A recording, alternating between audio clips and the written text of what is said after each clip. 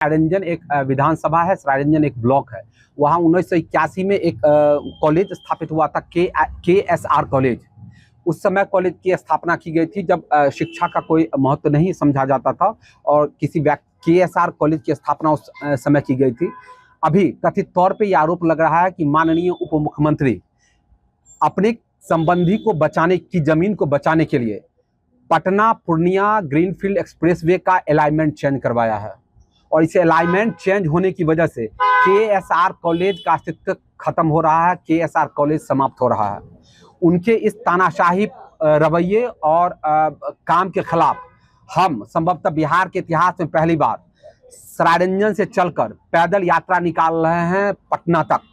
ये पैदल यात्रा 16 अगस्त दिन में 8 बजे KSR कॉलेज के प्रांगण से शुरू होगी और संभवतः 18 या 19 तारीख को हम पटना पहुंचेंगे और हम यहाँ माननीय मुख्यमंत्री, हम माननीय नेता प्रतिपक्ष श्री तेजस्वी यादव और महामहिम राज्यपाल से मिलने की कोशिश करेंगे और वहाँ हम अपना मेमोरेंडम देंगे जिसमें हमारा स्पष्ट मांग होगा, पहले आप SIT का गठन करवाकर आप इस बात की जांच कर लें कि एक संवैधानिक पद पर बैठा हुआ उप मुख्यमंत्री किस तरीके से अपने राजनीतिक प्रभाव का इस्तेमाल करते हुए अलाइनमेंट चेंज करवाता है, इसमें कितनी सत्यता है। जो सरेआम चर्चा चल रही है इसकी जांच करा ली जाए कि ये आरोप सत्य है या गलत है। और दूसरी बात, जो सर्वे पहले हुआ था NHI का, उस सर्वे के हिसाब से सड़क बननी चाहिए जिससे जो कॉलेज टूटने की बात आ रही है कॉलेज नहीं टूटेगी और इसमें हम आपको सिलसिलेवार ढंग से बता रहे हैं। 4 मई 2025 को सबसे पहले मैंने इसके लिए विरोध किया था। इसके बाद 8 मई 2025 को माननीय उस समय जल संसाधन मंत्री थे विजय कुमार चौधरी के द्वारा सरायरंजन में जल संसाधन विभाग के सभागार में एक बैठक की गई और अनौपचारिक रूप से एक DCLR को नियुक्त किया गया कि आप एक अल्टरनेट रास्ते की व्यवस्था कीजिए। DCLR ने बिना किसी सरकारी चिट्ठी के, बिना किसी सरकारी आदेश के एक नक्शा पास करके लोगों में वितरण कर दिया कि भाई ये नया अलाइनमेंट पर काम होगा, कॉलेज बच जाएगा। और ये सूचना उस समय चुनाव का समय था, इसका कोई सरकारी रिकॉर्ड नहीं है। और उसी समय प्रवीण कुमार जो उस समय जिला भू अर्जन पदाधिकारी थे, फिर से मैं कह रहा हूं, प्रवीण कुमार जो जिला भू अर्जन पदाधिकारी थे, उनके देख रेख में जो माननीय मंत्री के शतरंज का एक प्यादा थे, उनके देख रेख में ये काम किया गया। उसके बाद उनको चुनाव में सरायरंजन विधानसभा में RO बनाया गया, उसी प्रवीण कुमार को। और जब उन्होंने माननीय उप मुख्यमंत्री के अनुकूल काम किया तो अब उनको जिला परिवहन पदाधिकारी समस्तीपुर नियुक्त कर दिया गया। आप इस क्रोनोलॉजी को समझिए। जो व्यक्ति भू अर्जन पदाधिकारी होता है, जिस पर यह आरोप लग रहे हैं कि उसने अलाइनमेंट चेंज माननीय उप मुख्यमंत्री के कहने पर किया, ये आरोप है लग रहे हैं, उसी व्यक्ति को पहले सरायरंजन विधानसभा के चुनाव में RO बनवाया जाता है और अभी उनको जिला परिवहन पदाधिकारी बना दिया जाता है। और जब इस बात का हमने विरोध किया और इसी समय, ठीक इसी समय एक सरायरंजन में गंगसारा गांव है जहां 8 एकड़ सरकारी जमीन उपलब्ध थी, उस जमीन पर पावर प्लांट लगना था, वहां नहीं लगवाकर यह भी आरोप लग रहा है कि माननीय मंत्री ने अपने संबंधी के जमीन में लगवाया है, जहां 12 एकड़ जमीन सरकार को अर्जित करना पड़ा है, जिसमें सरकार के राजस्व की ज्यादा हानि हुई है।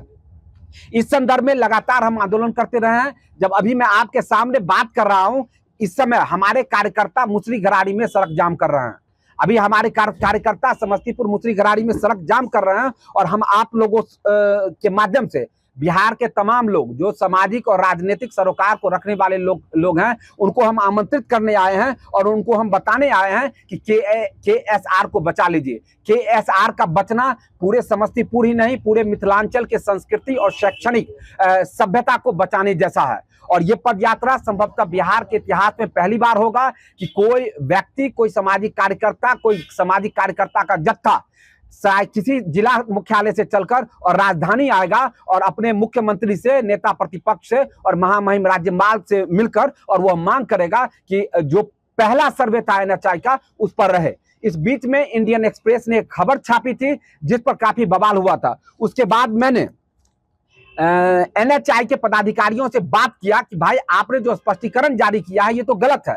ठीक मेरे बात करने के 1 घंटा के बाद NHI ने अपने स्पष्टीकरण को अपने ट्विटर अकाउंट से और सभी सोशल मीडिया से विड्रॉल कर लिया। मैं आपको ये बात स्पष्ट तौर पर कहना चाहता हूं कि आज कोई बड़ी से बड़ी घटना हो जाती है, एनएचआई के जू कान पर जू नहीं देखता है। और आखिर क्या बात हो गया कि एक बार इंडियन एक्सप्रेस ने खबर छापी और 24 घंटा के अंदर में एनएचआई को स्पष्टीकरण देना पड़ गया। इसकी वजह यही है कि उस पर भी राजनीतिक दबाव है और राजनीतिक दबाव में एनएचआई काम कर रही है। ये हमारा मुद्दा है, इसका प्रेस नोट आप लोग को दे दिया गया है। कोई भी आपके पास सवाल हो इससे संदर्भित आप पूछ सकते हैं, मैं जवाब देने के लिए उत्सुक हूँ। कॉलेज का जो इंटरमीडिएट का बिल्डिंग है वो समाप्त हो रहा है, कॉलेज का ग्राउंड समाप्त हो रहा है, कॉलेज के स्नातक का जो बिल्डिंग है वो समाप्त नहीं हो रहा है। लेकिन एनएचआई का जो ग्रीनफील्ड का रेगुलेशन 1956 3CDE कहता है, वो कहता है कि जहां ग्रीनफील्ड का निर्माण होगा उसके 70 मीटर के दायरे में, यानी 210 फीट के दायरे में कोई भी व्यावसायिक कार्य नहीं होगा। इसका मतलब है कि अगर ग्राउंड से निकल रहा है तो आज न कल वो मुख्य बिल्डिंग भी समाप्त होगा और इंटरमीडिएट का मुख्य बिल्डिंग भी समाप्त हो रहा है।